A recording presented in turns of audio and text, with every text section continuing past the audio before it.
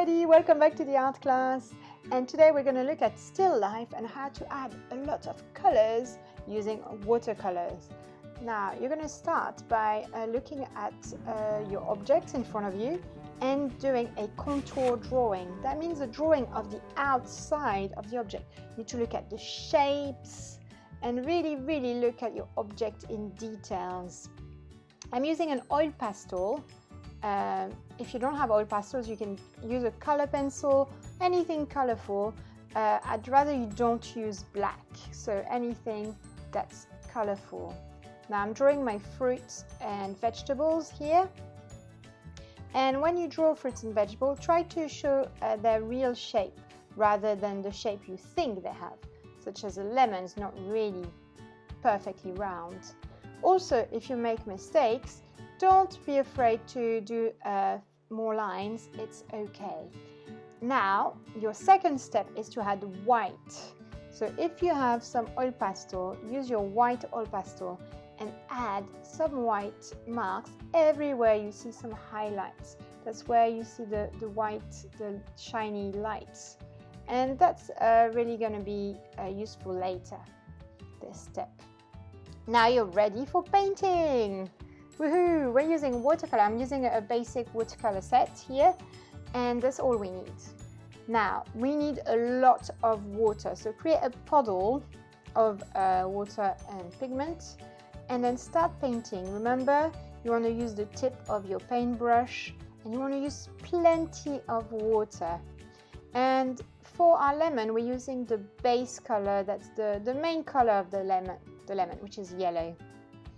Here, and make sure it's all nice and wet, and then we're going to add more color, different colors, but you have to make sure your lemon is still wet, otherwise it's not going to work. So I'm dabbing some more color, which is green and orange. Have a look at your fruit or your vegetable, what you're drawing, and have a look at the other colors you can see apart from the main color. And I'm using a little dabbing motion, and basically the water is going to do all the work for me. It's going to blend it. That's why it's called the wet on wet technique. It's wet and the color is going to blend by itself. So for all your vegetables or anything you're drawing, you're going to do the same thing. And then if you make a mistake, just that's fine as well. And this technique is quite experimental, so sometimes you get results you didn't expect, and that's fun as well.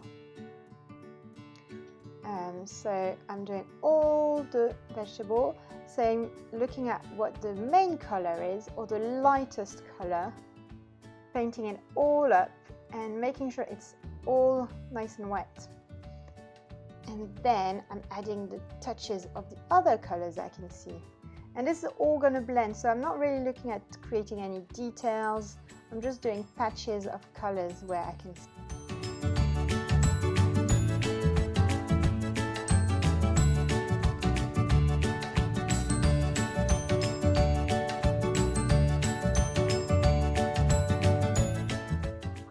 And then let it dry. This is really important because now we don't want it to blend.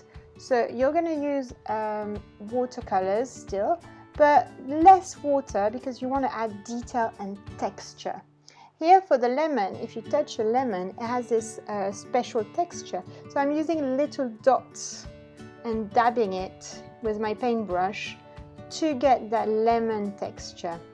And here I don't want to use hardly any water because I want the line to be quite precise. If we use a lot of water, it will spread and it will blend. So here we don't want that. We want it to be quite precise. That's why I'm not using a lot of water. And just doing the small details. I'm using the tip of my paintbrush to really get the details in and add a bit of texture, because at the moment it's looking a bit flat. So I'm really looking at my object. How does it feel? How does it look? Is it shiny? Is it dark? Is it light? And adding some more detail. Not too much water because I don't want it to blend too much. And so here you can see I'm using the tip of my paintbrush to do small details, and I'm using a quite concentrate amount of watercolor, so a tiny bit of water. Your paintbrush should still glide, so there should be enough water that the brush glides and it's easy to paint, but not so much that it goes everywhere. And it takes a bit of practice to do that, so don't worry if it's not quite right. That's what we're here for, to learn and to practice. Now, really important is that you need to add a shadow underneath. So look at your picture or your objects and have a look, is it dark under your fruit? And try to add where it's dark. I've used some white and brown, brown, white and blue mixture here. Please don't use black because it's not gonna look very realistic. So you want to add a kind of gray, brown color. And that's really gonna help your fruits look like they're onto something rather than just floating into space. Make them look 3D.